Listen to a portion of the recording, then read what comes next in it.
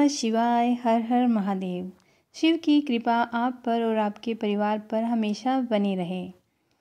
धार्मिक ग्रंथों के अनुसार हर महीने कृष्ण पक्ष की चतुर्दशी पर शिवरात्रि मनाई जाती है, जिसे मासिक शिवरात्रि कहते हैं।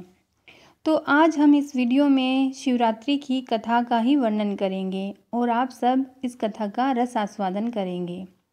इस व्रत के संबंध में मान्यता है कि मासिक शिवरात्रि व्रत करने से भगवान शिव प्रसन्न होते हैं। इस वर्ष मासिक शिवरात्रि 15 जुलाई 2023 यानी कि आज मनाई जा रही है। इस दिन मासिक शिवरात्रि व्रत की यह कथा पढ़ी जाती है, तो ध्यानपूर्वक सुनिए। मासिक शिवरात्रि व्रत की पौराणिक कथा के अनुसार चित्रभानु नामक एक शिकारी था। वह जानवरों की हत्या करके अपने परिवार का भरण पोषण करता था। वह एक साहूकार का कर्जदार था, लेकिन उसका ऋण समय पर न चुका सका। क्रोधित साहूकार ने शिकारी को शिव मठ में बंदी बना लिया। संयोग से उस दिन शिवरात्रि थी। शिकारी ध्यान मगन होकर शिव संबंधी धार्मिक बातें सुनता रहा। चतुर्दशी को उसने शिवरात्रि व्रत की कथा भी सुनी। शाम होते ही साहूकार ने उसे अपने पास बुलाया और ऋण चुकाने के विषय में बात की। शिकारी अगले दिन सारा ऋण लौटा देने का वचन देकर बंधन से छूट गया। अपनी दिनचर्या की भांति वह जंगल में शिकार के लिए निकला, लेकिन दिन भर बंदी गृह में रहने के कारण वह भूख प्यास से व्याकुल हो गया। शिकार खोजता हुआ वह बहुत दूर निकल गया। जब अंधकार हो गया तो उसने विचार किया कि रात जंगल में ही बितानी पड़ेगी। वह वन एक तालाब के किनारे एक बेल के पेड़ पर चढ़कर रात बीतने का इंतजार करने लगा। बेल वृक्ष के नीचे शिवलिंग था, जो बेलपत्रों से ढका हुआ था। शिकारी को उसका पता न चला। पड़ाव बनाते समय उसने जो टहनियाँ तोड़ी, वे संयोग से शिवलिंग पर गिरती चली गई। इस प्रकार दिन भर भूखे प्यासे शिकारी का व्रत भी हो गया और शिवलिंग पर बेलपत्र भी चढ़ गए। एक पहर रात्रि बीत जाने पर एक गर्भिणी हिरनी तालाब पर पानी पीने पहुंची। शिकारी ने धनुष पर तीर चढ़ाकर ज्यों ही प्रत्यंचा खींची, हिरनी बोली, मैं गर्भिणी हूँ, शीघ्र ही प्रसव करूँगी। तुम एक साथ 2 जीवों की हत्या करोगे, जो ठीक नहीं है। मैं बच्चे को जन्म देकर शीघ्र ही तुम्हारे समक्ष प्रस्तुत हो जाऊँगी, तब मार लेना। शिकारी ने प्रत्यंचा ढीली कर दी और हिरनी जंगली झाड़ियों में लुप्त हो गई। प्रत्यंचा चढ़ाने तथा ढीली करने के वक्त कुछ बेलपत्र अनायास ही टूटकर शिवलिंग पर गिर गए। इस प्रकार उससे अनजाने में ही प्रथम पहर का पूजन संपन्न हो गया।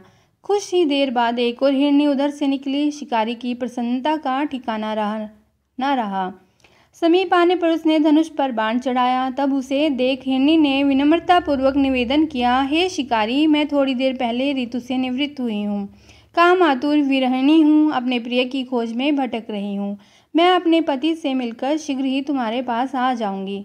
शिकारी ने भी उसे जाने दिया। 2 बार शिकार को खोकर उसका माथा ठनका। वह चिंता में पड़ गया। रात्रि का आखिरी पहर बीत रहा था। इस बार भी धनुष से लगकर कुछ बेलपत्र शिवलिंग पर जा गिरे तथा दूसरे पहर का पूजन भी संपन्न हो गया।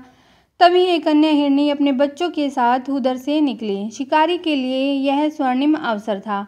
उसने धनुष पर तीर चढ़ाने में देर नहीं लगाई। वह तीर छोड़ने ही वाला था कि हिरनी बोली, हे शिकारी, मैं इन बच्चों को इनके पिता के हवाले करके लौट आऊंगी। इस समय मुझे मत मारो। शिकारी हंसा और बोला, सामने आए शिकार को छोड़ दूं? मैं ऐसा मूर्ख नहीं। इससे पहले मैं 2 बार अपना शिकार खो चुका हूँ। मेरे बच्चे भूख प्यास से व्यग्र हो रहे होंगे। उत्तर में हिरनी ने फिर कहा, जैसे तुम्हें अपने बच्चों की ममता सता रही है, ठीक वैसे ही मुझे भी। हे शिकारी, मेरा विश्वास करो, मैं इन्हें इनके पिता के पास छोड़कर तुरंत लौटने की प्रतिज्ञा करती हूँ। हिरनी का दुख भरा स्वर सुनकर शिकारी को उस पर दया आ गई। उसने उस मृगी को भी जाने दिया। शिकार के अभाव में तथा भूख प्यास से व्याकुल शिकारी अनजाने में ही बेल वृक्ष पर बैठा बेलपत्र तोड़ तोड़कर नीचे फेंकता जा रहा था। पौ फटने को हुई तो एक हष्ट पुष्ट मृग उसी रास्ते पर आया। शिकारी ने सोच लिया कि इसका शिकार वह अवश्य करेगा। शिकारी की तनी प्रत्यंचा देखकर मृग विनीत स्वर में बोला, हे शिकारी, यदि तुमने मुझसे पूर्व आने वाली 3 मृगियों तथा छोटे छोटे बच्चों को मार डाला है, तो मुझे भी मारने में विलंब न करो, ताकि मुझे उनके वियोग में एक क्षण भी दुख न सहन करना पड़े। मैं उन हिरनियों का पति हूँ। यदि तुमने उन्हें जीवन दान दिया है तो मुझे भी कुछ क्षण का जीवन देने की कृपा करो।